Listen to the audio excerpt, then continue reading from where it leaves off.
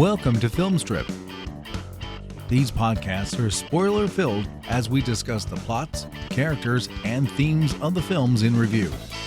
All content used or discussed in these podcast episodes is the property of the respective owners and used under the Fair Use Act, Section 504(c)(2), Title 17. Welcome to Filmstrip. I'm Jay, and welcome back to the show, Anthony from Tis the Podcast. How's it going, Jay? Always glad to be back.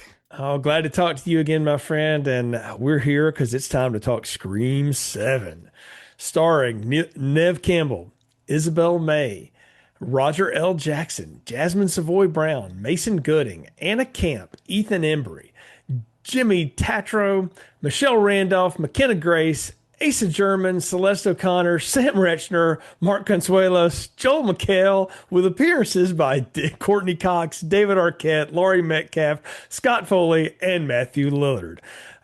Directed by Kevin Williamson, who co-wrote it with James Vanderbilt and Guy Busick.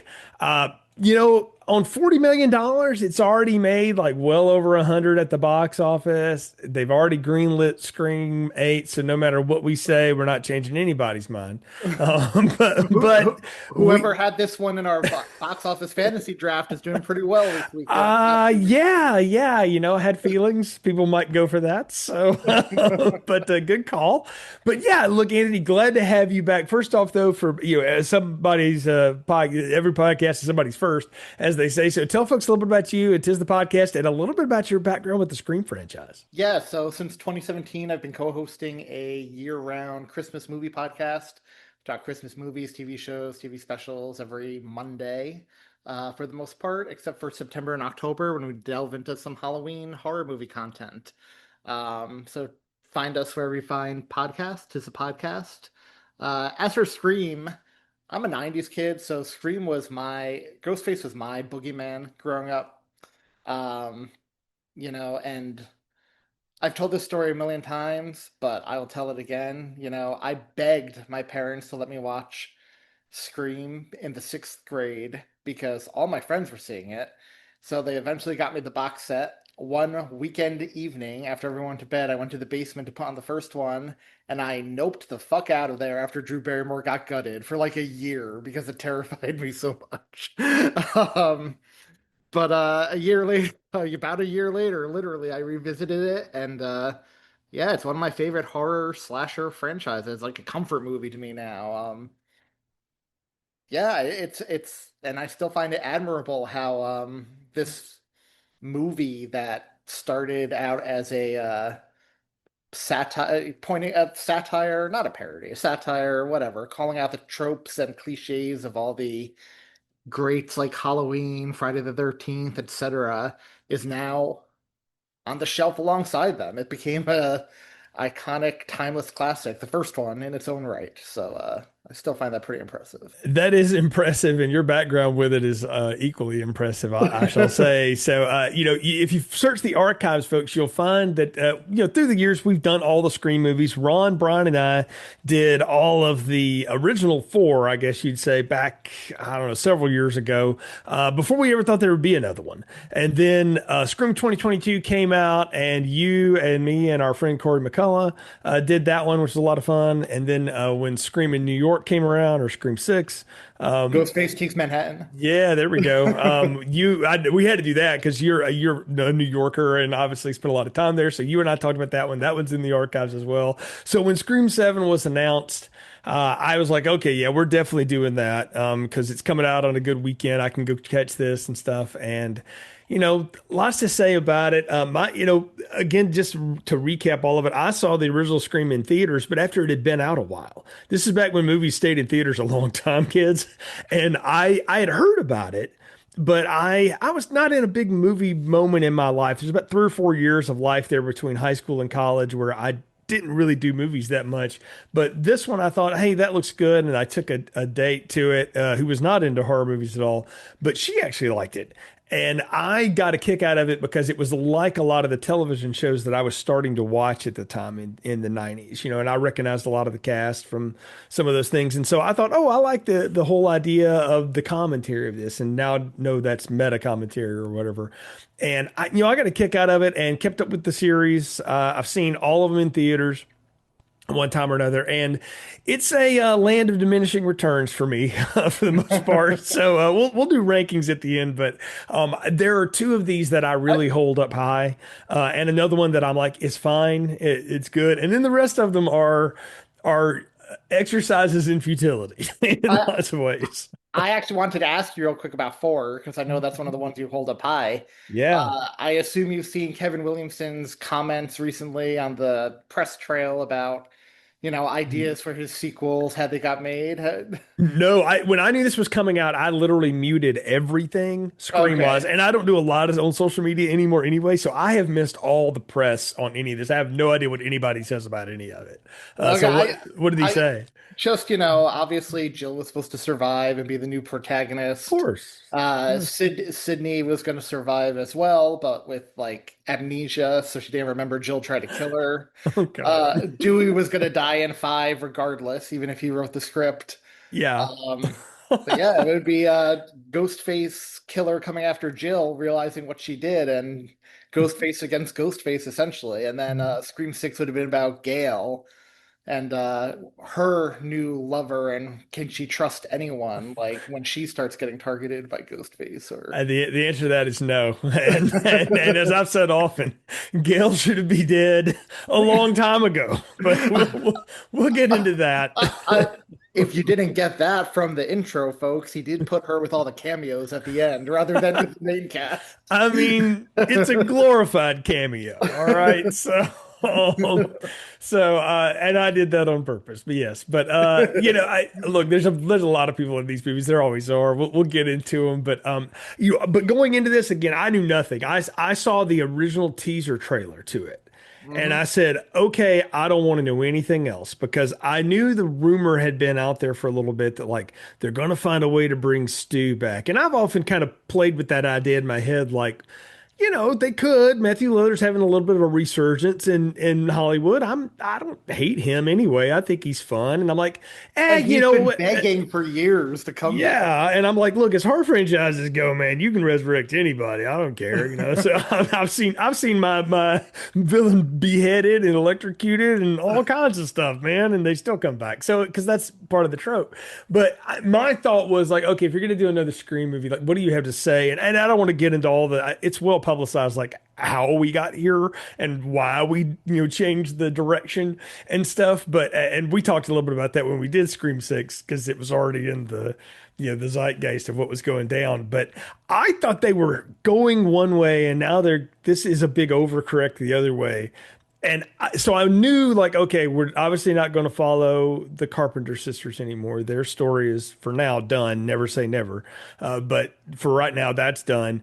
Dewey's dead. We're going to keep that in canon. And the one thing I knew was like everything counts. Nothing's getting written out. We're not Halloweening any of this. And I was like, okay, fine. Um, I'm curious to see how you do this again. Is Part Big of Drink, me who's coming back, who's not? I was curious about that, but I went in cold. I knew nothing else about this movie. part of me would have I like that they didn't Halloween it, but at the same time, part of me would have liked to have seen a direct sequel to four. Like Dewey's Yeah. alive, Judy's still alive. Yeah, like an integral maybe or something. But Yeah, yeah. these things are getting thin as it is, as we'll talk about. But I'll say this just as about horror franchises that try to maintain continuity. It's really hard to do in a slasher verse. You know, Nightmare on Elm Street has a loose continuity between about four of its movies. Friday the 13th more or less maintains them all up until like the fifth one. And then it just becomes the random adventures of Jason and horny teenagers, which is, they're fine for what they are. Saw is probably the one that maintains the strongest hold on its own like verse of things. Maybe Paranormal Activity, but that one even gets a little wild. But they all get at some point. We're like, how did we get here? Like, oh my gosh, so to know going in that like everything counts, it's all going to be in universe. I'm like, okay, how are they going to do this? Are they going to do a greatest hits? Kevin Williamson's back. I've only ever seen the other thing he'd ever directed was a movie called Teaching Mrs. Tingle, which I almost called Killing Mrs. Tingle, which is what it was supposed to be called. And that's a forgettable movie of its own right. It's watchable, but I wouldn't give it much of a pass. It's been years since I watched it. Hey, he's been handed the keys to the Universal monsters now. Yeah, I saw that. Get ready for your Oh, Dracula to be real snarky and even more pensive. I was about to say, are we going to get Dracula explaining the rules about how to kill vampires? Dracula's going to somehow be more emo as I flip my non-existent emo hair. But yeah, but they brought him back for this. He wanted to get back in. He hadn't really been involved since the third one, and I'm like, okay. Yeah, and he wasn't that involved with that one, because Aaron Kruger got a lot of blame for that. And I've come to find out that he's really not to blame for almost any of it. So I apologize to him for that, but he still wrote Transformers movies. So, there's only Yeah. so much I'm going to let him off with. He still wrote Arlington Road, though. So I give that man a lot of credit for that. But, everybody had a one-hit wonder. But I wanted to know where they were going to come back to with this. And I was interested to see, when they put Nev Campbell in that fifth one, it's a little more of a glorified, like also starring for her. But I kind of like that. I like the idea of handing this off to another group of people, right? Well, now we're going to yank it back. And I'm like, okay, now that's a hard thing to do, Well, it's and interesting because they literally passed the torch in the fifth one when they set Amber on fire. yes, yes. And then they didn't. By the way, shout out to Academy Award winner Mikey Madison. Who saw that coming for playing the most nihilistic version of Pretty Woman possibly ever conceived. But that's another day on Donahue, or film strip maybe. But, we get into this and I'm like, okay, so how are we going to do this with Sydney and doing Sydney centric? And we'll get into that as we go through the movie here a little bit, Anthony. But expectations for me going in were like, just be entertaining because I liked that fifth one enough. I did not like the sixth one. There's well documented evidence as to why I don't, and I still don't. I rewatched the whole franchise though. Coming up into this, like I did one a night for about a week and a half. I would just watch them all. Wife watched them with me, and I watched six again. And the only thing I will tell you is I upgraded it from a half star to 1 star on Letterboxd. So it now Well, is exactly the same rank as the third one in my book. I believe if you go back to the film strip archives, I was pretty high on six, but it You is were. rated last in my rankings, not to bury the lead. Yeah, yeah. So it's got the most problems because it sets up things that it'll never get around to, and then it also has maybe the weakest villains. We'll get there. But yeah, there's a lot about that movie that I will say this though, and the reason I upgraded it by the half star thing was I'm like, you know what? This is incredibly dumb, but it is watchable. It's up to a point. Now, the third act completely falls apart still, in my opinion. So I'm like, well, you've got to fix like that problem. But Scream movies have always like the first one is darn near perfect for what it is. And it was lightning in a bottle. And then when they came back to do the rushed sequel of it, that movie starts off great and then gets dumber because everyone in it has to make the stupidest decision at the exact right moment for it to work. And they all do.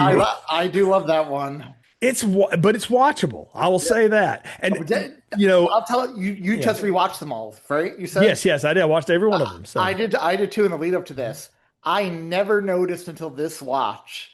Debbie Metcalf maybe blinks once during that whole clip. Laurie Metcalf's eyes never move. Unsettling. Yeah, she's an incredible actor anyway, and except for what she does in this movie, which is we'll get there.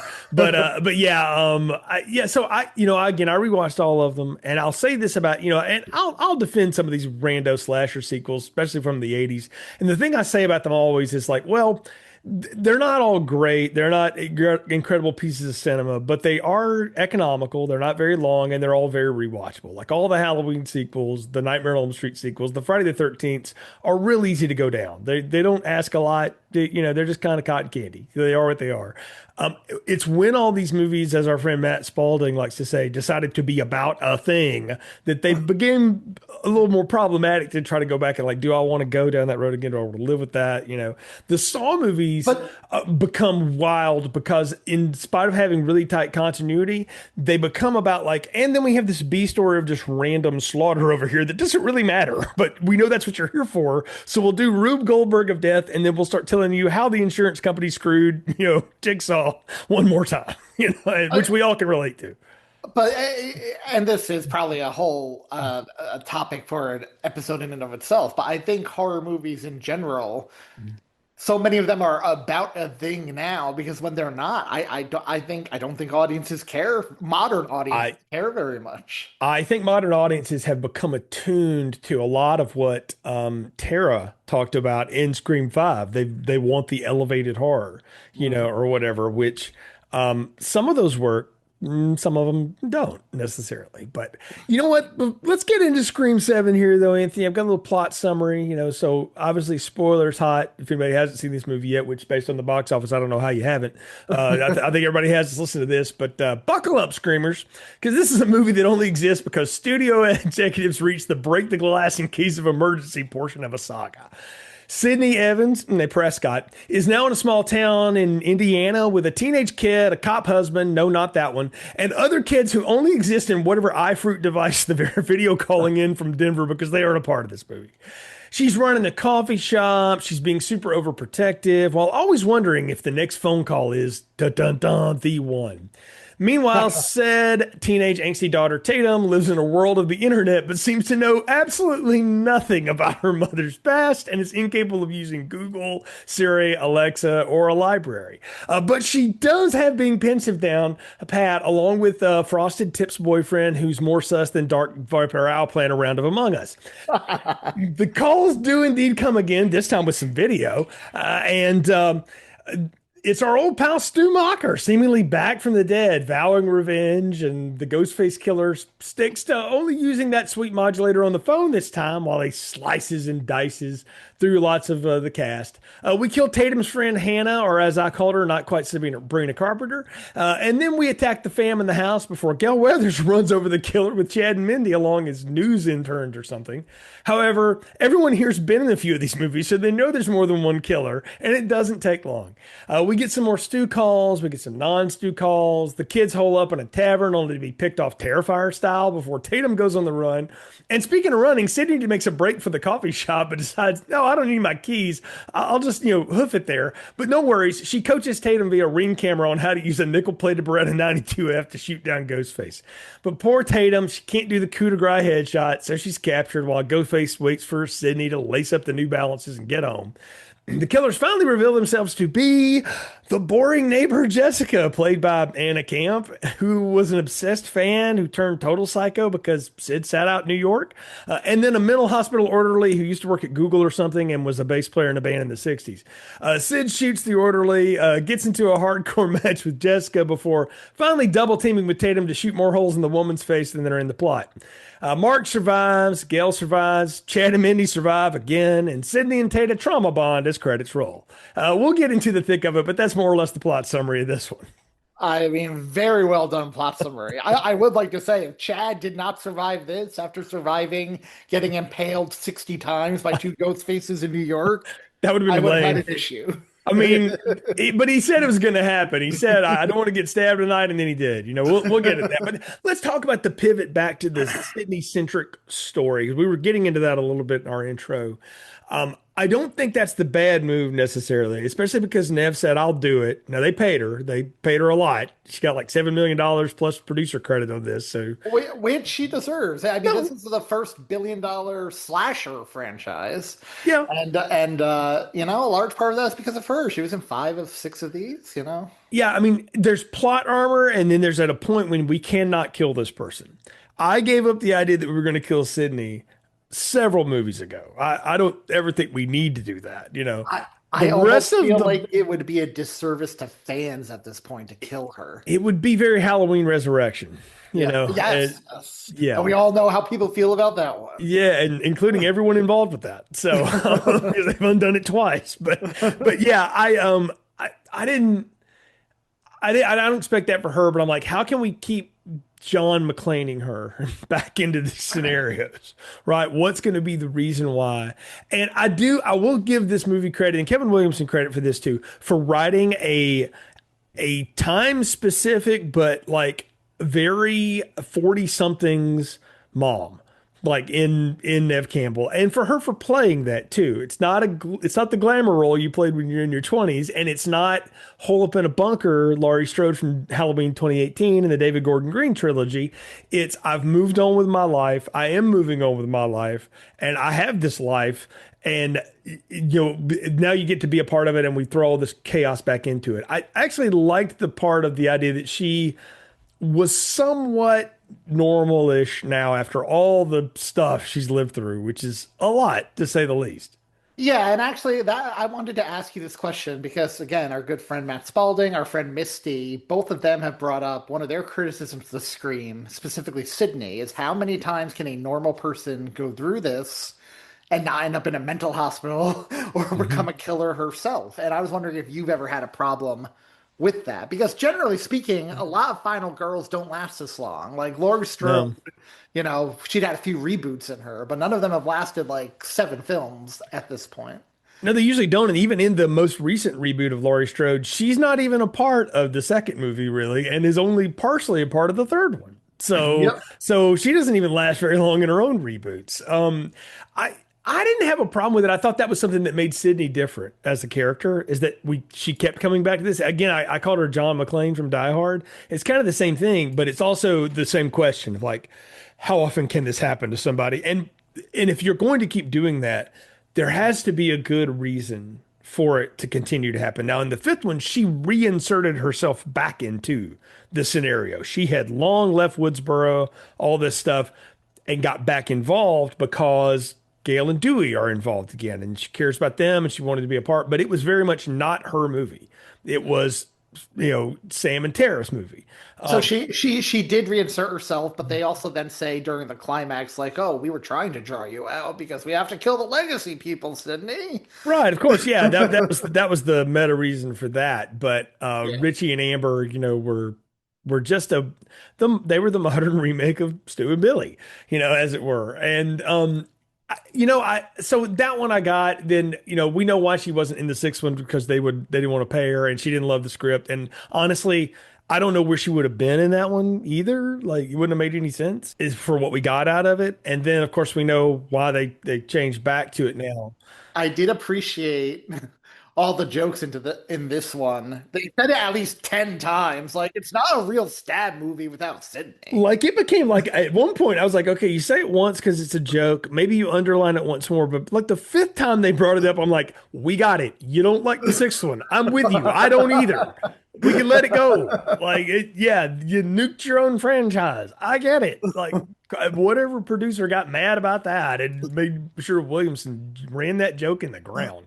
I was like, I get it. Like, but let it go. We're done. It was that, and oh, you're named after Tatum, like the best friend Tatum. That was the other one that got Yeah, hammered. that was the other one too. I was like, the best friend that I've never talked about, but then I'm just going to randomly tell you about on a stoop after your dad's being hauled away in an ambulance, whatever. But the new setting too, I liked. I initially thought this was Texas or Georgia or something like that. I I think mean, it they was. filmed in Georgia. It was shot in Georgia, so which a lot of things are, so that's not a big deal. But it's Indiana, apparently. I had to learn that from the internet. I all I got was Pine Grove, and I was like, it's a random name, sure, Midwest You, hideaway. you Um, know me, Jay. I love the Burr month, and I loved how autumnal this movie felt. it was, even this movie came out in the friggin' spring, so or actually February. It got dumped. Let's be real. So it made a lot of money, but it wasn't against a whole lot. But I like the new setting though. Honestly, I kind of like the small town feel of it. I um, I think Joel McHale is funny personally in The Right I Thing.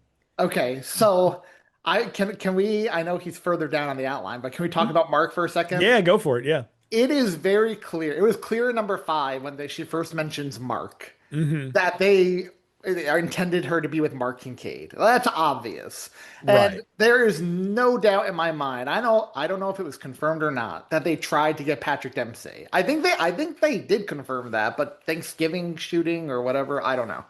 But Yeah. I really liked this Mark. I liked he was kind of like a more competent Dewey, like such a nice guy, just more competent. And I Yeah. was like, I could see Sydney going for that because like he's nice, but he's also that protector. Like that fight in the house between him and Ghostface is great. I loved that fight. I liked the fact that they set up his thing, and I caught it in the theater when they talk when Sydney's like, he's tough to kill, or he's tough to take that one down.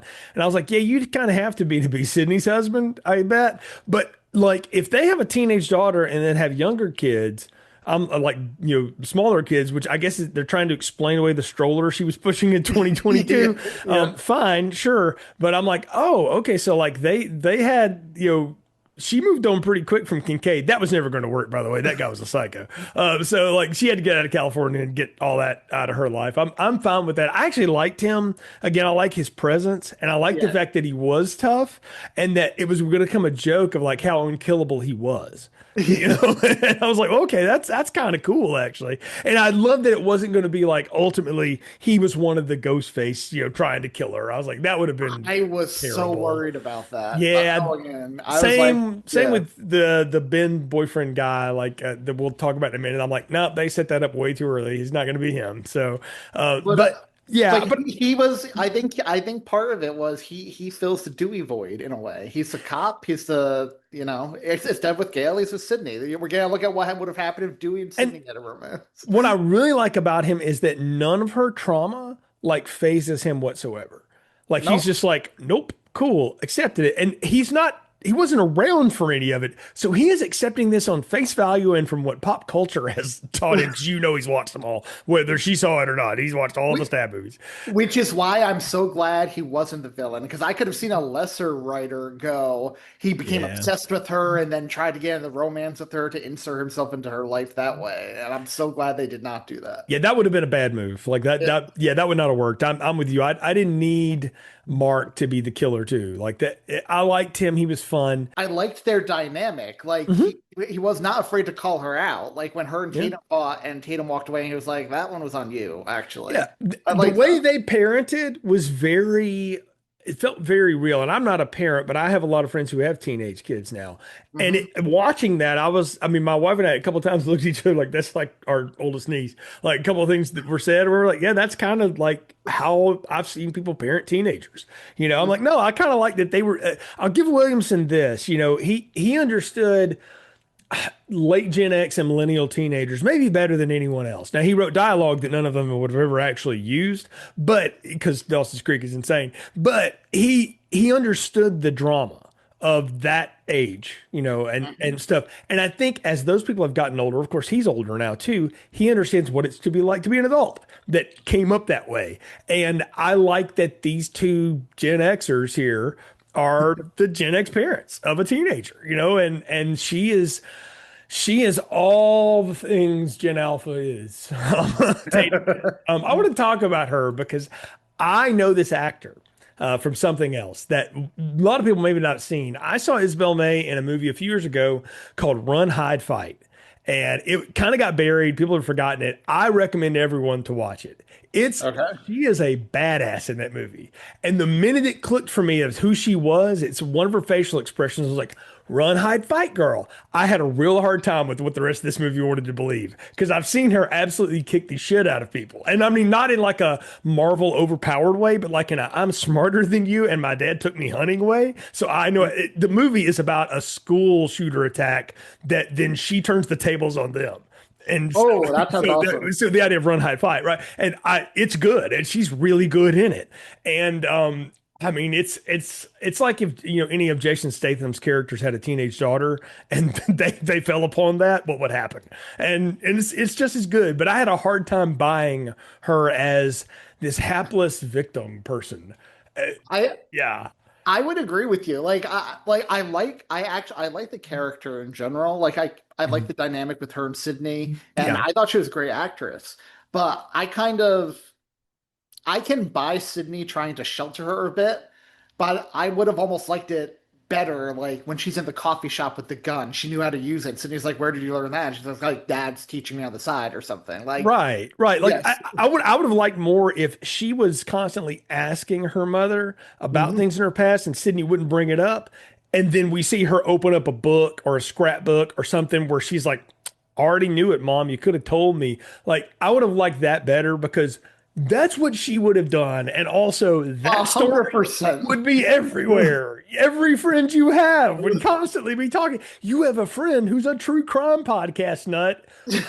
He can't tell you all of this shit. That was Dude, that was weak. and it's not even look at Laurie in Halloween, right? Like Mhm. she survived one night. Sydney survived this 6 times. There's Right. no way she would not know every detail about You would her know life. all of these things, and you would peel it out from everywhere. There's no way you can live that sheltered of a life, even in the middle of nowhere, America, middle America here. You're not going to escape that. You got a phone, you got the internet. It's just I like the idea of Sydney having a daughter who's becoming more independent and wants to know more, and she doesn't want to tell her because she's trying to protect her. But the fact that she's supposed to be this wallflower who like stumbles on the stage and can't really figure stuff out, I would have liked it better if like she had the Hannah friend. We'll talk about not Sabrina Carpenter, McKenna Grace in a second. Because in her 3 scenes, that's all I can think of. But It's only a matter of time before Sabrina Carpenter shows up in one of these movies. how is she not? I mean, she's perfect. And also she would probably be funny in it because she gets it. But I mean, she told about. I'll give a lot of respect to people that do not take themselves seriously at all, and she clearly does not, and I appreciate that. But I like McKenna Grace anyway. But the fact that like she's trying to mess around in the theater, have the 2 other friends be in the theater, and then have them go watch like Tatum be like this badass lacrosse player who's decking people on the field and is like super aggressive. And that's the point of tension for her and Sydney. Is like, babe, you don't have to knock everybody's teeth out all the time. Oh, you mean like you didn't like kill 40 people, Mom? Like Right. that would have been more tension, I think, and would have been more realistic and more fun.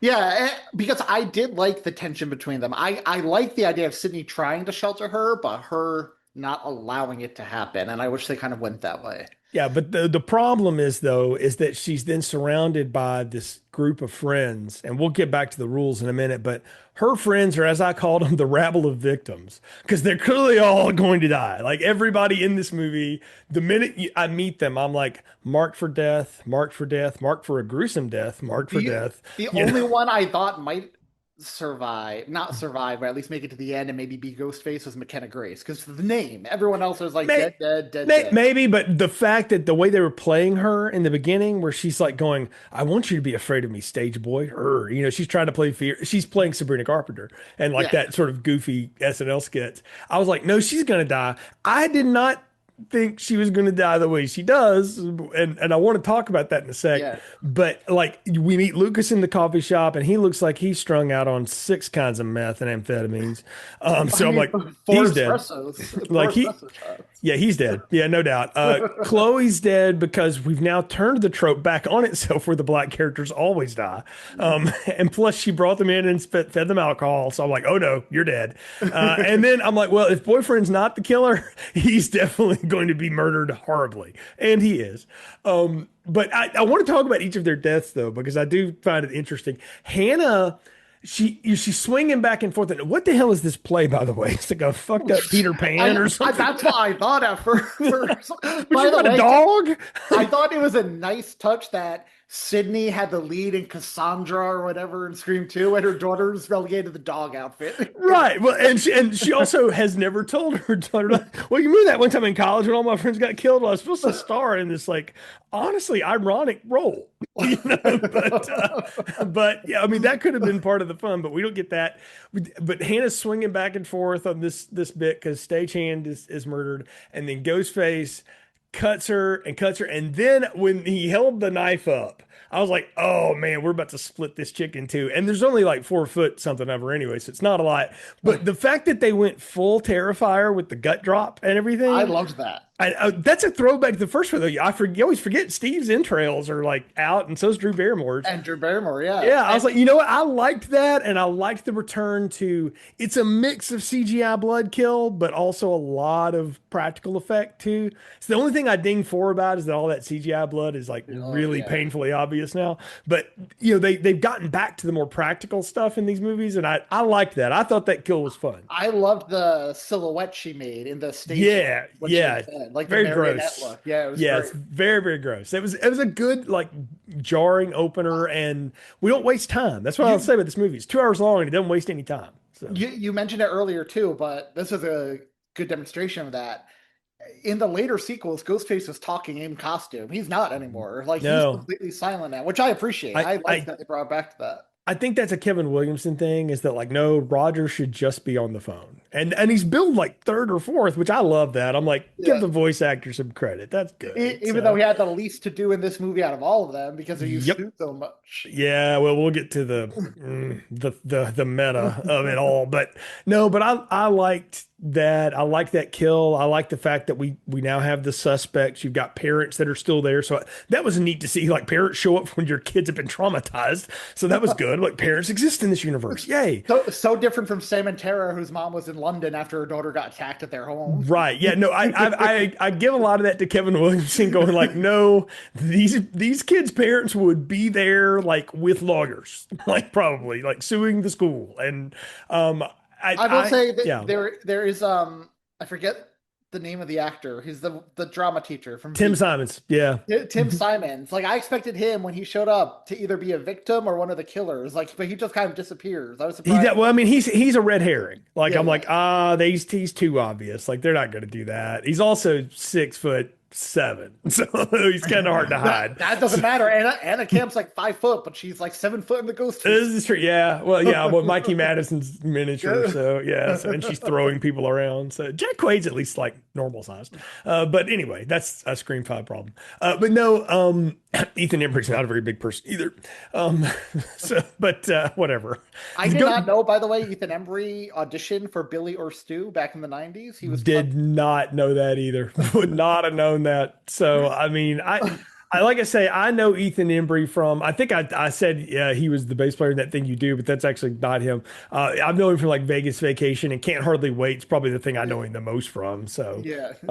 yeah, he's been in a lot of stuff. But I mean, I think he's fun. I mean, he isn't That Thing You Do. I'm crazy. So but yeah, I mean, but I haven't seen him in forever. So when he does come on screen later or whatever, I'm like, well, that's obviously one of them because you don't give that person that role for nothing. And we'll talk about when we knew the killers were in a little bit. But the rest of Tatum's friends, we have Lucas, the Strung Out podcast, tech genius. I was like, I knew he was going to die at some point too. He's Jessica's son. The way he gets killed, though, thrown on the beer spigot thing, and And the the like, beer coming out. well, I mean, you saw it coming. Like, I was sitting there watching that, and when he gets impaled, we were both like, that is gruesome. I was like, okay, clearly Kevin Williamson really liked Halloween Kills because I was gonna say clearly he may have a thing for Terrifier too. The- Because that's a total Art the Clown kill. that is an Art the Clown kill. That is a Halloween Kills kill. It is an ultra kill, and it's probably if they could have had the rights, it probably was Michelob Ultra. But I'm sure that they were like, no, we will not have our product impaling teenagers. But it was a great effect. I mean, it's stupid, but at this point, I'm like, it's the seventh one in the franchise. You got to do something, man. But they whack him hard. Chloe's kill's the one that sucks the worst because she gets like thrown down the bar like the old Western cartoons or whatever, and glass just miraculously impales her neck. I Let was me tell like, you something. I've seen that in England before, and you get a few scratches and get right up. She was yeah, I'm like, nah. I'm like, nah. I mean, I feel like that was like probably got cut down from whatever it was originally was. Like, I feel like that was a grab a glass, smash it, and then stick it in her throat kind of thing. Like, and maybe they just made him cut it back, but but she was a nothing character anyway. I'm sorry, but like, yeah. Out of the whole group, she was the one yeah. I mean, I had nothing for her. Like, it wasn't that I didn't like her. I don't know Celeste O'Connor from anything. I haven't seen her in anything, and so I was like, yeah, you're obviously here to die, so cool. I mean, she was in Ghostbusters Afterlife, which I've promptly forgotten. Oh crap, she was in that. And she I was forgot in all Madam about. Web too, but you wouldn't know it. Like you'd forget about that too. Those movies just erase themselves as you watch them because they're both terrible. Not because of her, but just because they are. But then there's Frosted Tips Ben, who crawls in the window, and there's we got Don't Fear the Reaper going on, and we're replaying. I'm like, we're replaying all this, and he's like a huge Stab fan. That's another thing too. If your boyfriend's a Stab fan, you've seen all the movies too. Like you're gonna watch all of them with him. I find it a bit weird that he uses Stab to try to get her a little horny in the bedroom because it's her mom's story. But I know, but I mean, no king shaming. She looked like she was in for it. oh, Like I she know. was down, and I was like, "Oh, okay." So for a second, I thought they're gonna play this off like the old trope is like, "Oh, you have sex, you die," and they're gonna play this off as like these people are already having sex. But and to go back to Sydney and Mark for a minute, I love their conversation about whether or not she was having sex, and then finding out he lied about when he lost his virginity. I thought that was great.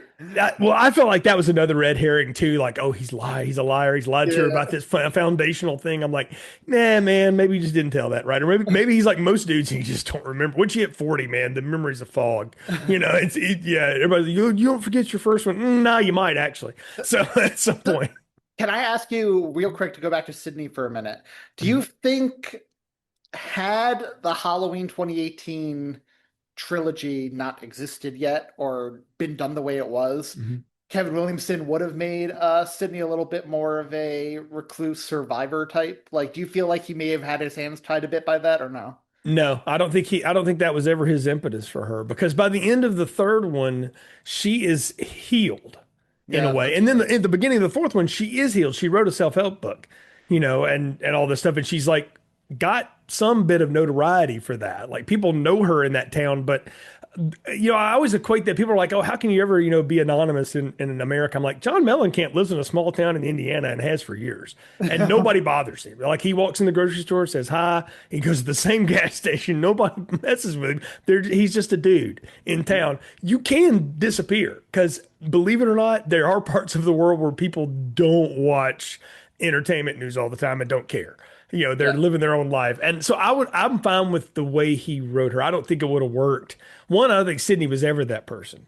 Because A little bit in the a little least bit bit. of performance she ever gave was the I'm a fighter. I'm like, bullshit. No, you're not. Like you're a survivor. There's a difference. And Yeah. so I'm fine that we didn't turn her into Linda Hamilton, Sarah Connor. I don't think that would have worked. It works for the Jamie Lee Curtis character because of the way it's done. Yeah. But anyway, yeah, Ben as a character though, I don't know. I didn't feel like they really gave him that much to do other than be a big red herring most of the time. And he's got the deep fakes on his computer and all this, and then she It's so smashes his funny the face. minute she sees the deep fakes and suspects him, that's when I ruled him out. I'm like, oh, he's Well, not. like obviously it's not him. Like, It's yeah, he's obvious. like he's not dumb. He's not. Yeah, he's just a dumb teenage boy. And then but boy, he gets more or less gutted on the street. So that's pretty vicious the way he goes down. We didn't even Lo- talk about the Loved the opening town. kill. Yeah, real quick, but Yeah. about the cutting in the street, I loved the town curfew and how he basically recreated the red right hand, everyone getting Yep. ready for curfew scene Mhm. from the original. Loved that. Yeah, that was good. That was a good callback, at least. I expected more of that stuff, honestly. I'm surprised it wasn't used more. Yeah. We didn't talk about the opening of this thing, too, where we have the two people going in the murder house and then it gets burned to the ground or whatever. Jimmy Tartaro I only know is like a YouTube star or whatever. And apparently he's done things. I mean, these people are dead immediately. And I think I'd seen the trailer I saw, Madison was swinging off, his girlfriend swinging off the chandelier. Uh-huh. And so I thought, and so I'm glad I didn't watch any more trailers, and I'm glad that was what they stuck in it. And I'm like, yay, you just gave me the opening. Cool. I'm good with that. I'm fine with that being spoiled. You didn't give me anything else. I thought it was funny the way that they played them off, and the funniest thing is that you get the call from the people that own the house or whatever, and the Yeah. last thing they're like, "Thanks for playing. Please leave us a 5-star review," and they hang up. And I'm like, yeah, that's very now. I I thought it was such a I loved this whole opening, honestly. It was pretty good. Yeah. And I guarantee you, as obnoxious as he was with the photos and selfies, I would be 20 times more obnoxious if I could go visit the Stumacher Oh, Airbnb in person. oh. Well, look, at that point, and by the way, the girlfriend, I'm like, at that point, you had to have accepted this. Like, I don't buy her outrage. I'm like, no, it would have been more fun if she was just as into it as he was. That would, if they like, because those people attract each other. Like, Yeah, yeah. that's a fine thing. Like, let two nerdy people be together. Good grief. But They're both Hollywood gorgeous anyway. So, like, just let them be, I love together. the idea of the animatronic. Like Yeah, yeah, that was cool. that's pretty And good. Yeah. yeah. And the whole house burning down, that was like their legacy character kill because that house has appeared in how many movies now? I know, right? And I was like, okay, so they're burning the houses down. What does this mean? And that'll be the last time we talk about Woodsboro or go there the whole time. So I'm like, okay, whatever. But I'll tell you, like, up until the point where the attack in the house happens, because the killer comes down out of the attic. I mean, they pan up at the attic, and my wife looks at me like, and she just points at the screen. I was like, obviously. And of course, here comes Ghostface. And we have a good fight, good panic room. We fight through the set of Lethal Weapon 2 for a second where they're doing work on the garage. Like, I expected somebody to get a nail gun out at some point. I liked all of it up until the moment Gale runs him over. And not because Gale does it. Like, they kill off the Ghostface 40 minutes into the movie. And I was like, oh, now that's a change of pace. I'm with it. And from there, for me, Anthony, the movie just coasts downhill and gets worse and worse. Up to that point, I'm like, they've brought me back into this thing. So, okay. I liked the van. My theater loved the van. The crowd went wild opening night for when she stepped out. They're like, Yeah. yeah, a cheerworthy moment for fans, I guess. Um, I actually really like the idea of a random ghost face attack. I would have almost liked it better if he wasn't connected to the two killers at the end. That's what I wanted to ask you. Is he connected to the two killers at the end? Is that like, was he set up by Marco and Jessica? The way I understood it, and we'll talk about their motives later because the motives are a bit convoluted, a bit. Uh-huh. um, I understood it as they set him up to go after her. I guess I like the idea of throwing us off kilter with we kill Ghostface early. So now what is there to do? It's almost well, allow me a reference here. It's the Jaws 3 of it all, where we catch the shark in the middle of the thing and it dies in the park. And all of a sudden, oh, but it wasn't that shark after all. Here comes the disaster movie that is Jaws 3. And I don't mean as disastrous. I mean, it becomes the towering inferno with a shark in it. And I thought, okay, how are we going to do this? Because obviously it's got to be something bigger. Because I'll tell you now, like, I knew who the ghost faces were, except for this random guy, the minute they walked on the screen. Me too. Because you don't cast those people in those nothing roles without them being either a real big victim. So for some reason, like that's a reason to get to Sydney, or they're on it. Like it's obviously them because, Right. and the fact that they throw Jessica in there in the coffee shop, and is she like her therapist or something too? They have like a session No, in this shop or something. I don't know.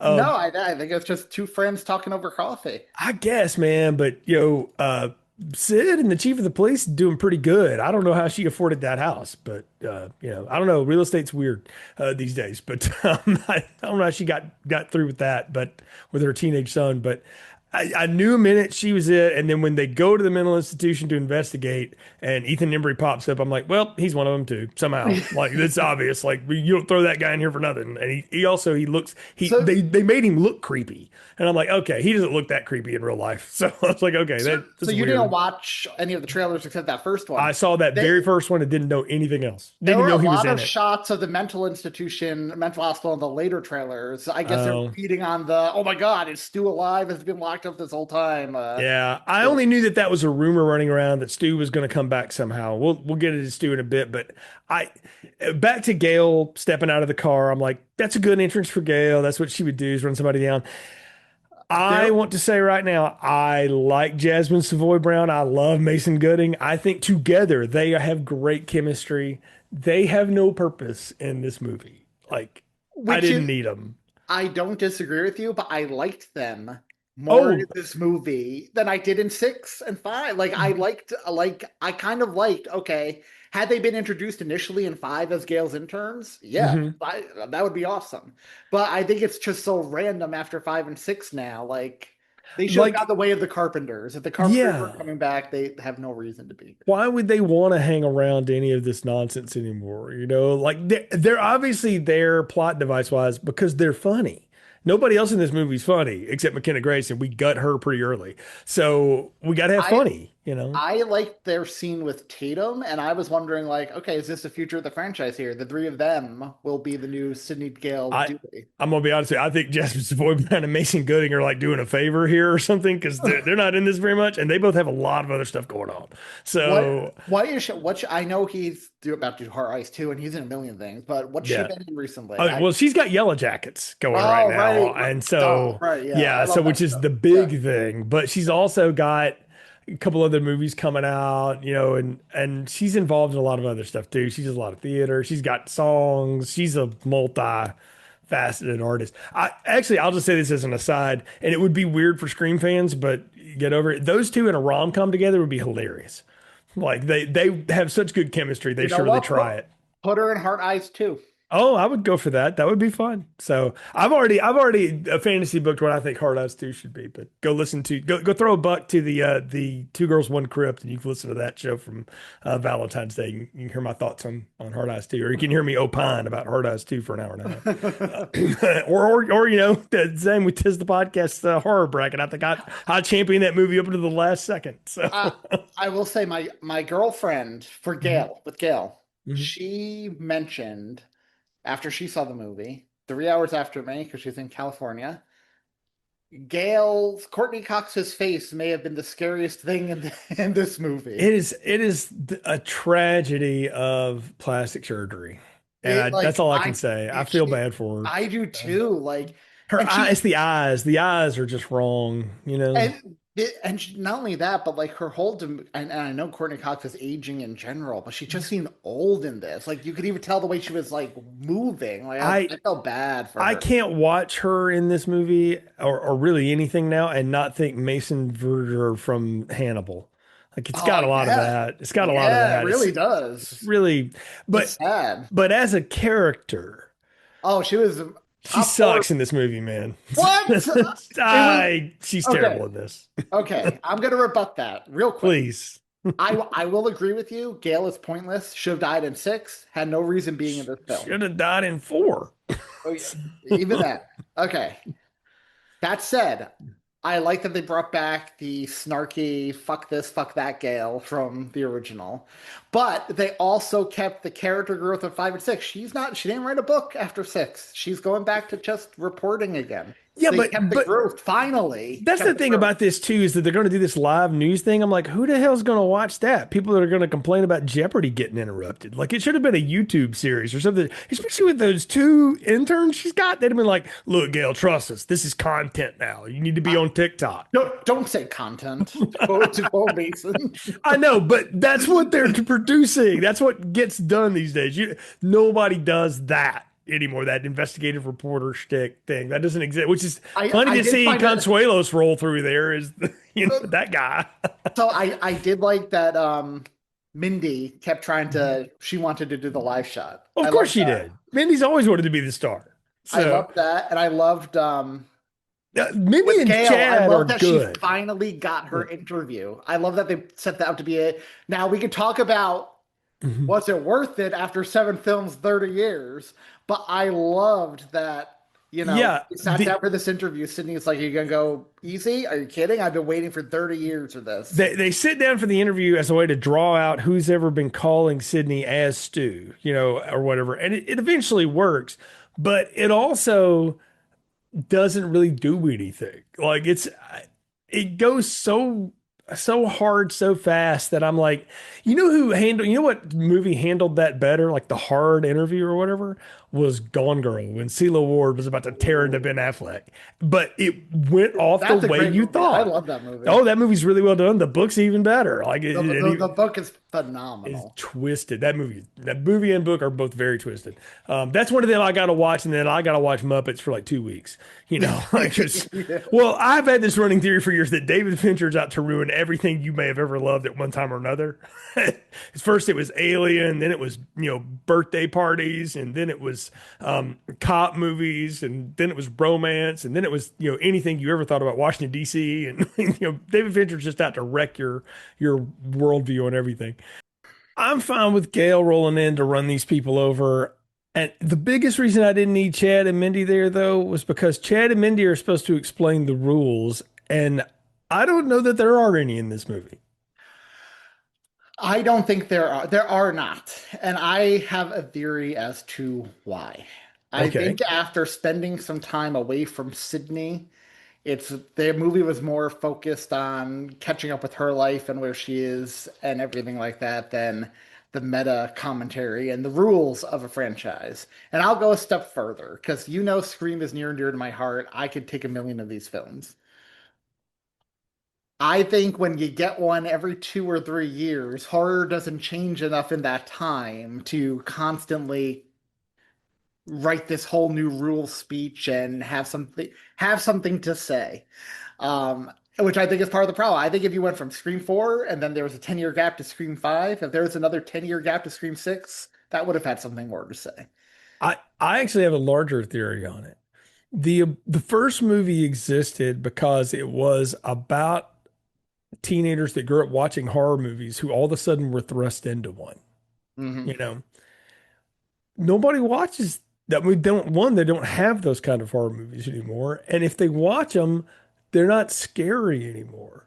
Because the world is so much scarier now to the generation that would be watching this thing, like the Taintups generation and stuff. That it's not, there's no commentary to be had anymore because everything has a behind the scenes, everything's been told. We've pulled the curtain back so much that there's no commentary to be had. Like the little bit of the Scream 5 commentary was that slashers are passe, right? And that elevated horror is the way to go. And this is, I think, more of a comment on like nostalgia, I and, think and I think nostalgia this cinema, which is everywhere right now. I think nostalgia and trauma, right? I think they tried to Mhm. set that up a few times. Gail even brings up in her interview with Sydney, like, are you afraid of passing on that generational trauma to your children? Because she is now the same age as you were when these attacks started. Right. But she's a totally different person, dude, who apparently doesn't know anything about any of this. So you Well, can't pass on trauma that you don't tell anybody about. but by the way, as a longtime fan of the series, did you roll your eyes or get like, yeah, when she found the leather jacket I and didn't burnt the even know leather what that was from. I was like, which one did she jacket? wear the leather in again? Was that the second or the third one? Both of I them, both couldn't of them. remember at all. And I was like, oh, I guess it was the college one because they called it out. I was like, oh, okay, cool. I I, guess. I did like how they Yeah. called out in this movie that we found out that Sydney only complete she dropped out of college after that one The one semester. Well, I mean, she semester. probably went to college somewhere, but she didn't finish it up at Windsor, maybe. So I'm sure the people at Windsor too were like, why don't we just agree to not anymore? Because they would want to distance themselves as far as possible from the slaughter all over that campus. Uh, And I'm sorry I'm all over the place here. I wanted to go back real quick to the one ghost face we've seen already. yeah, the one that got ran over. That Yeah, the random one, and how I like the idea of a random one because it's Sydney is clearly dealing. You see when she gets that call, she Mhm. is probably dealing with prank calls all the time. She records them all, probably sends them all to the police. Like because when she first gets that Ghostface call, she doesn't even flinch. She's just kind of like, uh-huh, yeah, Mhm. oh, okay, okay, sure. Like so the idea that I really again would have liked had this third killer been completely random because I feel like in the world they've set up in Scream, Sydney probably would have a random stalker. Like not everyone would be connected. And maybe that's a good segue actually to the actual killers, but Yeah, yeah. Hold on that for a minute, because I want to come back to what you're saying there. Like, I don't disagree with you necessarily. Like, I like the idea that we killed somebody off early on that was part of the killing group. Because it is a trio of killers. I should have said that in the plot summary, because that person's obviously set up to be part of this by these two people. But it's almost like they set up their own fake. The meta commentary of this movie is what's real. You know, so right? And the that just idea goes that to, that we kill this guy off early, no one believes it's over. Like, they even all call it out that they know. and that's what I was about to say. Jessica and Marco clearly aren't as big fans of the series as they pretend, or big fans of Sydney as they think. If they Mhm. thought for 1 second Sydney would believe, oh, it's over now. Like the Oh, and minute. I don't think they wanted you to believe that. I think they just they thought either he'll be successful or he'll drive him out to us, and if he doesn't, then fine. But I mean, it's also this. If you want to get real deep with it, you're like, oh, this will bring Gail back in and we can kill her too. I'm like, I don't think they even knew who she was. Like, that's the other thing, is that's another reason, like, Gail's not really a target here. She's not even really in the way this we time. It annoyed me. My biggest annoyance with this film was after the interview, Gail disappears until like the final 2 minutes of the film. Like she just Hmm. disappears. She Yeah. doesn't even try to get in a car and find Sydney. Sydney's on the run for like 20 minutes. Where's Gail this whole time? Hmm. But she's in the studio arguing with Mark Consuelos. I don't know. Like, I don't know why she was there anyway, man. Like, I did like that they had at least some lasting effect. Like she had nerve damage from her attack finally. yeah, but Like that goes nowhere. Like that, like she's popping these pills or popping pills. whatever. But Yeah. to what end? Like, I don't know. I just, the Gale character again. And I've said this before, and I'm just going to keep saying it. They had the perfect chance to kill her in part four. They set it up in the screen, and they didn't do it, and they should have done it. But oh well, they're never going to. I think she's got the plot armor now that Sydney I would has. say, I mean, one could argue she is the final girl because she's been in all seven. I wouldn't say that. I mean, I wouldn't, but one could argue that. Nah, I don't think so. So, but it is time to talk about our main killers, I guess, and their motivations. Jessica and Marco. I told you I marked them both immediately. I was like, killer, killer, Yep, me obviously. too. Because it's obvious. But the motivation this time. So let me get this right. All right. So let's start with Marco. He used to work for Google, but he wasn't like in AI. He was just a programmer. Engineer, He was an yeah. engineer. But then he went to work at a mental hospital because I guess COVID times hit everybody. And that's when he met Jessica, who had checked herself in a mental hospital after she was inspired to kill her abusive husband, reading Sydney's book from part four, and to be close to Sydney. And then the two of them, along with the guy down the hallway, cook up the scheme of how they're going to get her back. Did I get that right? So yeah, so a few things. One, to be close to Sydney, yes, despite the fact Sydney even says earlier in the film the mental hospital is like 3 hours away, so you're still not really close to Yeah, her. you're not that close. Yeah. Not number one. Mhm. Number two, they cook up the scheme only after the New York killings Yeah, because she she skipped freaks it. out that Sydney skipped them. Okay. Like, why?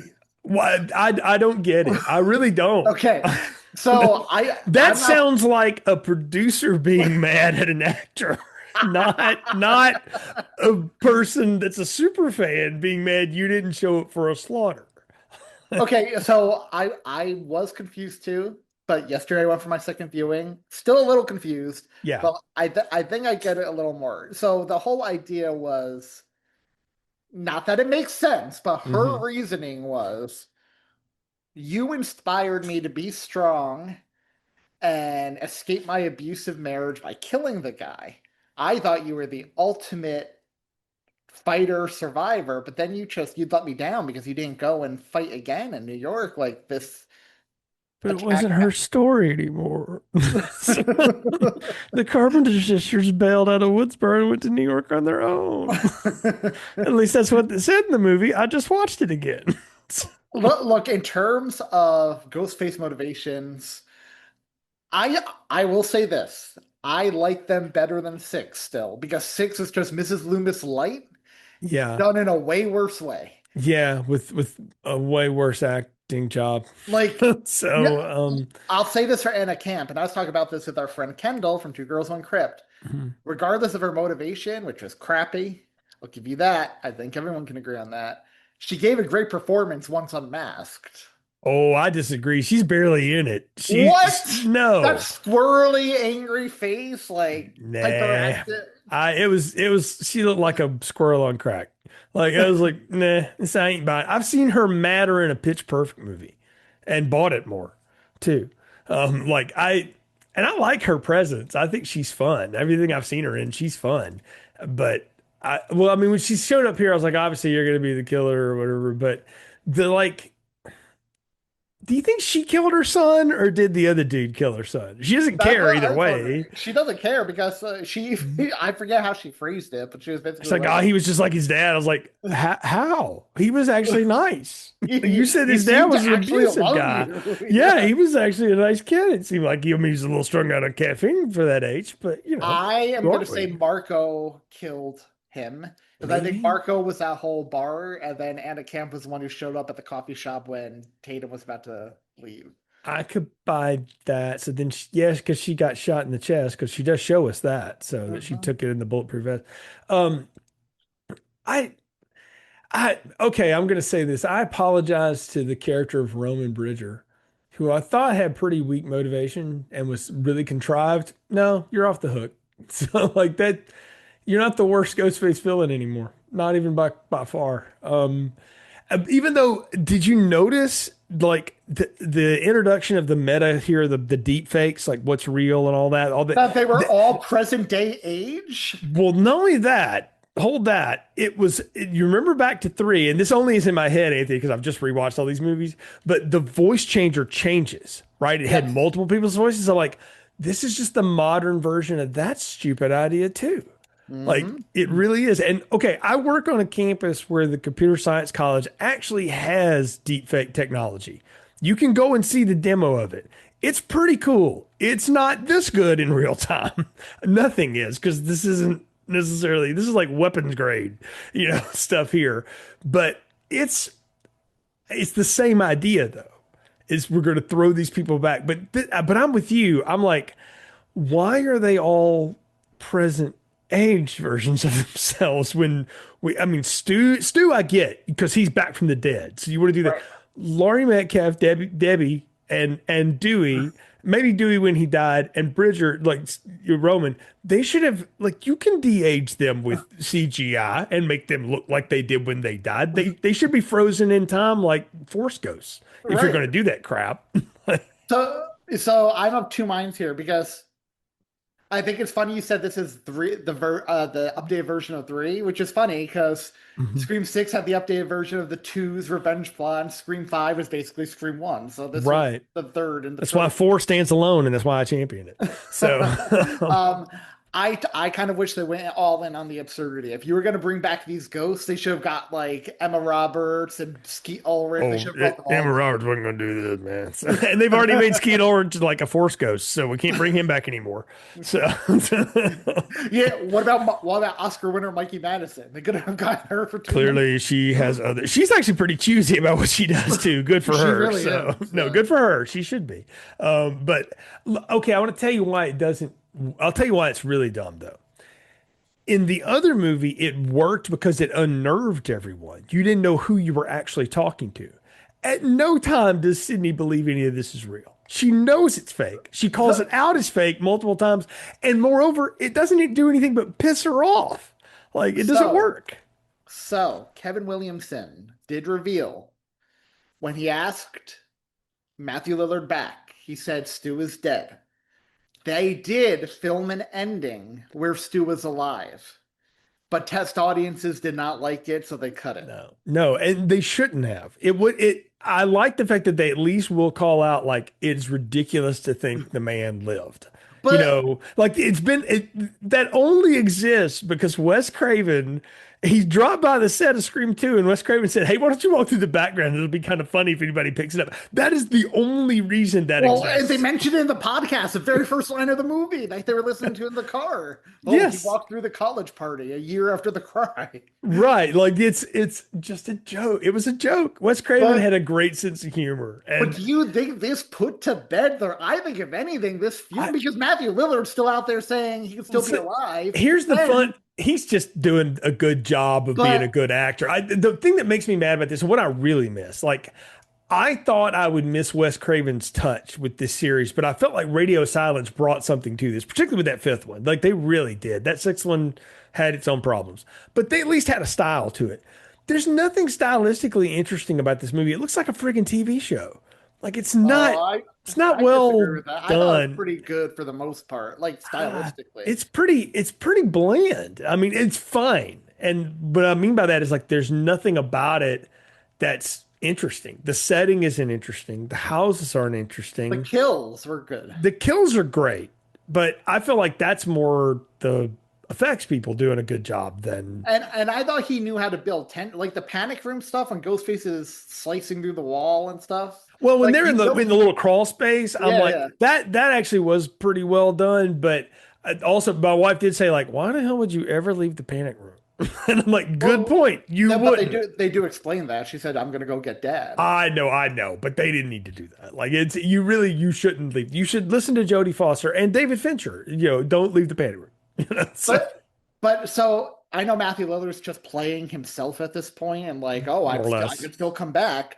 But Yeah. as a viewer, like, I don't think Stu is alive. But they're No. not putting water on that fire. If anything, they added fuel I because the body, whatever, the coroner stuff is still missing. They never explained that. Like, he had a camp and whatever didn't get to it. oh I know. I think that's just bad record keeping. Is what they're saying more or less. Like I don't feel like that had that just didn't have any bearing for anything for me, Anthony. Like I never bought that that was going to be part of the line of what they wanted to do, that, oh, he's alive or, they But weren't ever going to do that. So, correct me if I'm wrong, though. Wasn't the original idea for Scream 3 I don't Stu in remember. prison? They talked about it. I don't know if it ever really came to it or not, but yeah, I don't know. So, if it ever went, Scream 3, the script got changed so many times, Well, especially after Columbine, that's why they went Hollywood and really meta and less violent. Yeah. Exactly. Yeah, they couldn't deal with it. So I don't know. I don't know what they were trying to say or do, but it didn't work. And the idea of and I will give the movie credit for realizing that would have been dumb to try to bring Stu back from the dead after all this time and calling it out the way they did. But the AI deepfake thing was to me again just an update of the voice modulator from 3, and it didn't do anything but make her mad. So, Like it so didn't serve any purpose. was part of you, even a slight part of you, a little nervous when they show whatever Marco the picture of Stu? He's like, oh yeah, that's John Doe. No, because I had already marked Ethan Embry as obviously in on this, Mhm. and then I was like, no, he's probably doing it. Like he's just making shit up to like send them the wrong. Also, the fact that he is telling them all that information, you don't get that information from a health facility. So like no, like, especially if he knows who Gail Weathers is, her reputation precedes her. Like no, we are not going to tell Gail all of the dark secrets. No, that wasn't real at all. It didn't make any sense. Like that's what I say is like this movie up to the point when they run over the dude, I'm with it. And then it just starts to unravel. And then it becomes just you ever had like a bunch of wires in a drawer? Of course you have. And then you try to unravel them. That's what I feel like this becomes in the third act. It's just this mess. And the only thing to do is to do what they did in the opening and throw it in the fire. Because they more or less do. Like I thought I realize now they were setting up that Mark was hard to kill. I thought he was dead. I'm like, he survived one attack. He doesn't survive the second one. That's going to be really sucky. But then when I see Ethan Embry leave the set or the stage for a second, I'm like, he's going to get Dad, who's somehow still alive.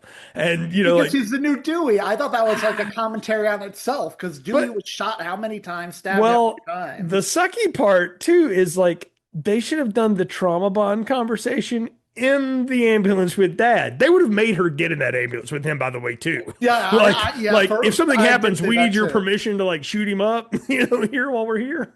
Like Yeah, she doesn't just shut the door and go, "See ya, Mark." Like he's just bye movie, like that.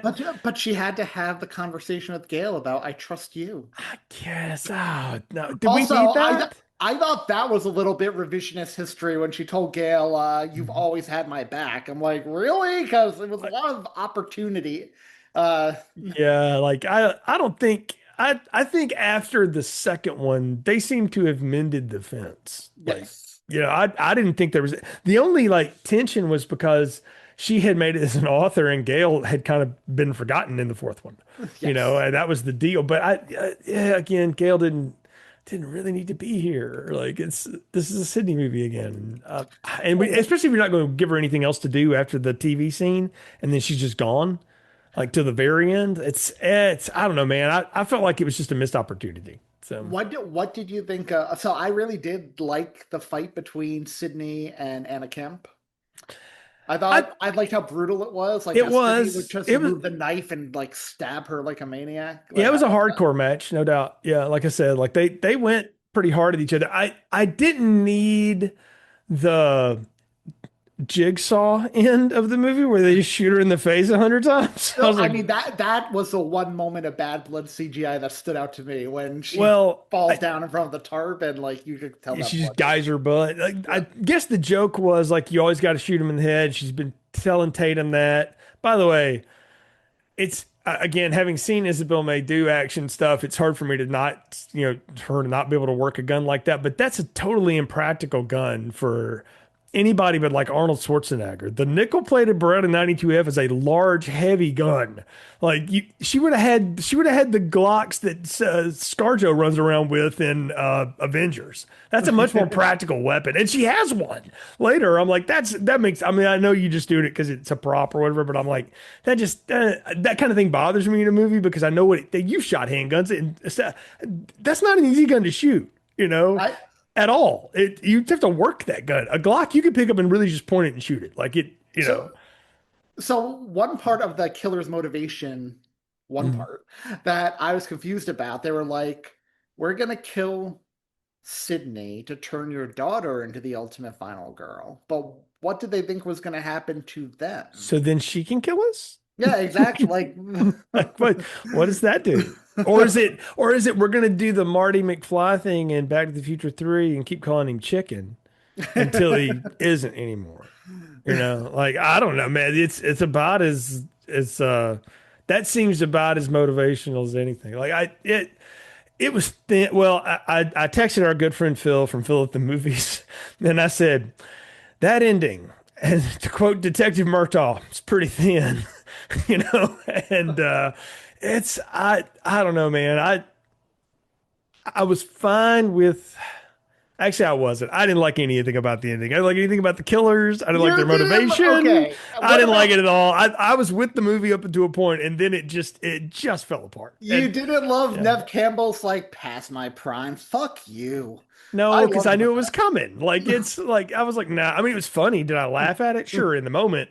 But having thought about it now for about a week, I'm like, like it didn't really. It just didn't land. It was just another joke. It's just another throwaway joke. Like so much of this movie seemed to be. So Like, So I guess then my question would for you would be because Kevin Williamson said while shooting this movie, him and Nev Campbell were talking about ideas for eight, and he said Nev Campbell had a great idea, and it's just a matter of if fans want one. Now, clearly, I mean, based on box they're already doing office, it. we're Yeah, doing eight.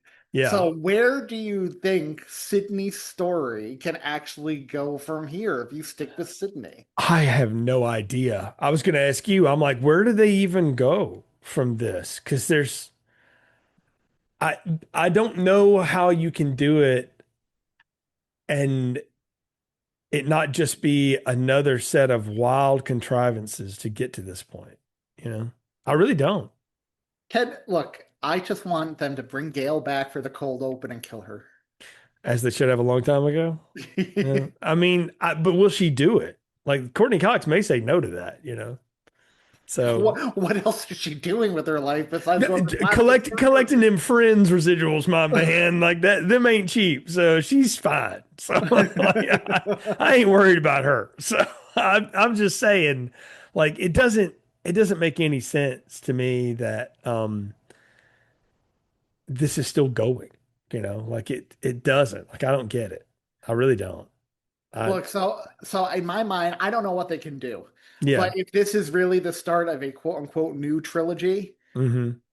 end it all with nine. Bring Sam and Tara back, Sydney, like make that the That ultimate that final that scream. will never happen. I'm good. I know I said never say never earlier, but a lot of people got to die for that to happen.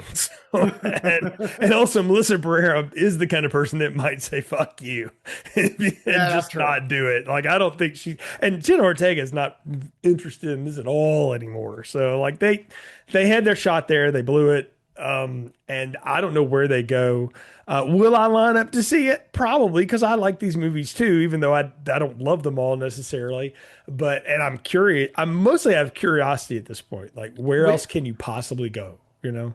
where do you so you brought up our good friend Phil at the movies, Phil Walsh, Phil at the Mhm. movies. Um, I'm sure you've heard his controversial take that he prefers Sam as a final girl in this series than Sydney. I hadn't heard that actually, so that's I'll have to revisit that and think on it a little bit. Um, I don't know. Like at this point, I would have been way more. I was way more invested in what Sam was doing, except for the Force Ghost part of all of it. But other than that, I kind of liked that character. I like Melissa Barrera anyway, but I liked that character. I thought it was a twist on things. It was fun.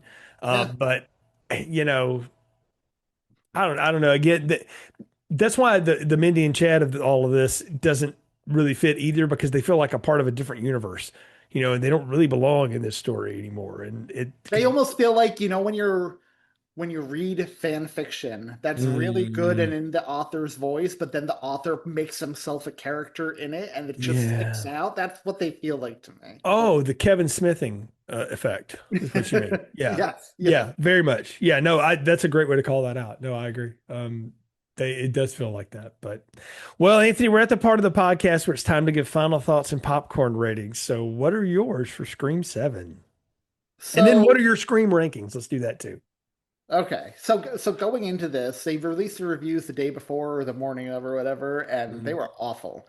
Like some critics out there, you would think this is the worst, like movie 43 level, like bad, and I'm like, it cannot be that bad. And Ain't sure nothing enough, that bad. Yeah. I do think, not that it's a perfect movie by any means. It has its flaws, whatever. People are allowed to like what they like, dislike what they dislike. I do think that there were a lot of people who let their politics or whatever get in the way, their personal feelings about what happened to Melissa get in the way with Yeah, I agree there. Yeah. judging this objectively. Um, I was excited for this. Scream has always been Sydney's story for me, so I was excited going in despite the reviews. And I loved it. I get every problem you have with the J. I get the problems with Mhm. the legitimate problems people are saying online. But I like the return to Sydney. I like seeing her happy in life, how she's moved past her trauma. And I, as of now, would rank this as the second best sequel in the series. Now, are we going to revisit this on Tis the Podcast in 2 years during spooky season and it'll have fallen greatly like six did? We shall see. But right now, where my rankings fall, Scream 1 stands above them all, obviously. Then Scream 2, Scream 7, Scream 5, Scream 4, Scream 3, Scream 6. And I would give Scream 7 that large popcorn with all the trimmings. Okay.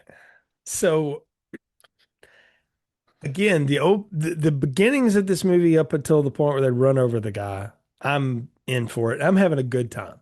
I'm like, yeah, okay, this is fun again. I didn't like Scream 6. I never felt like it ever found its footing. And then when it really got into the plot of it all, I was like, this is Scream 3 dumb and even worse. I think I've said it before and I'll say it again.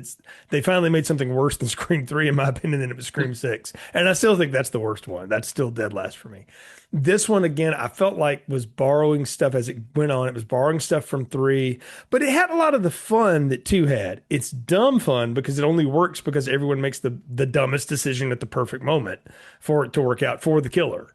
And the motivation of the killers is a little thin at best and paper thin in reality. But I was going with it until it just became this whole ball of messed up nostalgia that just never knew where to go next. Like we got to have this set piece, and then we're going to go to this, and we got to cut back to the kids, and then we got to make sure we stab Chad Mindy because that's what we do in these movies, and then we'll let Gail get mad for a minute, and then Sydney's gonna all of a sudden forget that she owns car keys, and all the contrivances to get to the end that they wanted to get to. I feel like they could have got there and not done it so clunky. It just feels clunky to finally get to the end. And when they finally do the reveals, I was like, well, obviously it's you two, but why are you doing it? And they don't have a good reason, like it's because I'm mad you didn't show up in New York.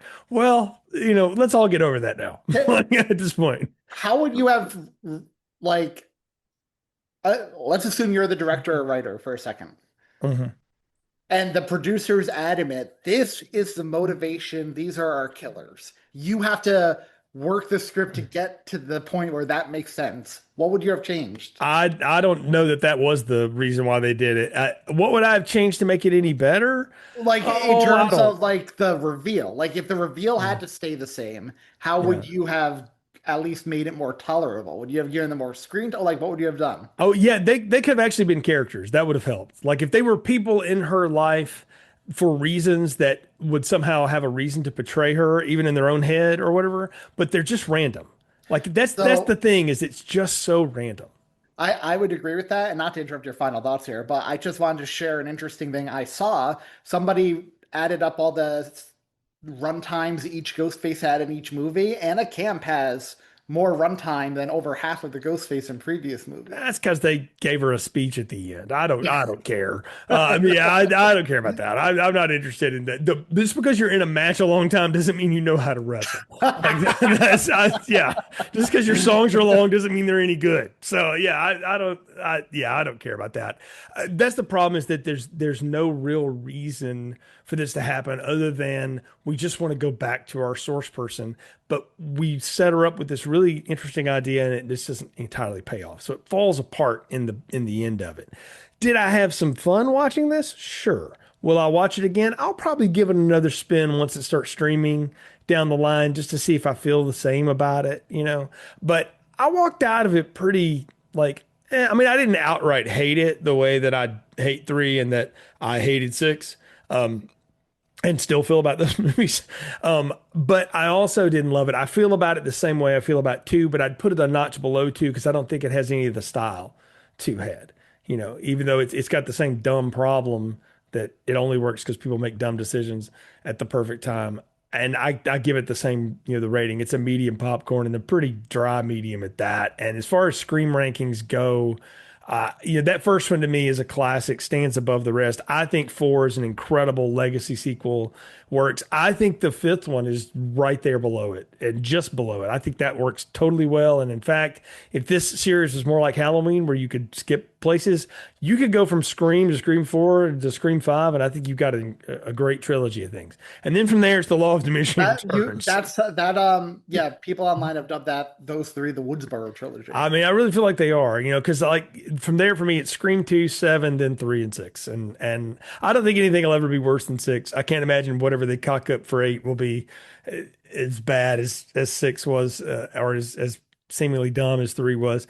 This movie's it's just dumb. Like that's my problem with it, is that it only works because everyone in it has to be dumb. And they, at least in 2, Mrs. Loomis said it best. Do you need, Mickey's motivation is kind of whatever. How about just good old fashioned revenge? And they try to do that again here, but with somebody we don't know, that Sydney doesn't know. really, except just having coffee with her a couple days a week. Like they're not, this isn't a family member. I had read a thing online. I want to talk about this. I had read a thing after the fact that like one of the original ideas was that this orderly person, Google Marco guy, and Jessica were going to be family members of victims. Yeah, of Bruce I read Mason. originally like she was going to be Casey Becker's younger sister. And Yeah, gonna be, and they yes. were going to be mad that like all the attention had always gone to Sydney. Or can I tell you, I would have liked that better. I would have bought that more. At least it would have been something. But there we got what we got. So You know what eight's going to be now that I think about it. I think we've teased this when we were talking about Seven before we knew anything about Seven. Eight's going to be the prestige Netflix docuseries that they're making about the Ghostface killing. sure, why not? It'd be the Hulu doc. Sure. So yeah, they just can't afford Spielberg's dinosaurs. Well, in spite of that, though, I did have a lot of fun talking about this with you, Anthony, as always. So again, tell people how they can follow you and follow Tis the Podcast. Yeah, so you can follow Tis the Podcast wherever you listen to podcasts. Just search Tis the Pod. I also have a new horror Instagram page called The Midnight Haunts you can follow, where I'll do movie reviews, killer rankings, things like that. Maybe a podcast at some point, who knows? But give it a follow there if you like horror content. So. Very cool, very cool. Well, always fun to talk with you, Anthony. Fun talking Scream and any other things as well. And folks, of course, always great to be on with you. Always love coming back here. Love having you on our stuff. So yeah, well, do it more often, as we always say. Indeed. Well, folks, you can follow this show on social media at Film Strip Pod, where we share announcements about upcoming shows, all the other fun content we got going. 450 plus episodes at this point in the archive. So there's something for you there. Subscribe and share the show wherever you can and leave us a positive review. It always helps people find the show as we continue to traverse through lots of things with movies here on Film Strip. So until next time, thank you for listening to the show. Thank you for listening to Film Strip. You can find more episodes on our website, filmstrippodcast.com. The Film Strip theme music is produced and performed by Frozen Lake 121. All content used or discussed in these podcast episodes is the property of the respective owners and used under the Fair Use Act, Section 504, C2, Title 17.